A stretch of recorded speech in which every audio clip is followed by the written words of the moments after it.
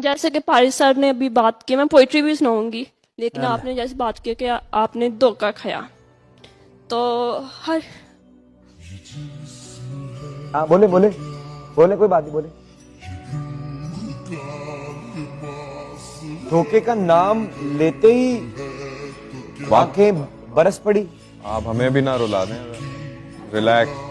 पारस साहब ने जो कहा धोखा, तो मैं इन जनरल बात कर रही थी। जैसे आपके दोस्त होते हैं, रिश्तेदार होते हैं, आपको देते हैं,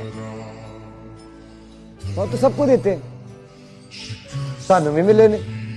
लेकिन वाकई आपके लिए बहुत मुश्किल होता है किसी इंसान अपने अजीज रिश्तेदारों दोस्तों को माफ करना। मानो शायरी सुना दो, छोड़ो हम नहीं पूछते बात। रिश्तेदारों ਤੁਹਾਡੀ ऐसी दी तैसी सुनाइए। चाहने वाले तेरे हजार होंगे, कहाँ सारे तेरे वफादार होंगे, कुछ जान लेने वाले मिलेंगे, कुछ तेरे जान निसार होंगे, अनापरस्तों से पाला पड़ेगा, चेहरे मगर खाकसार होंगे, देखना दुश्मन की पहली सफ, सामने तेरे यार होंगे।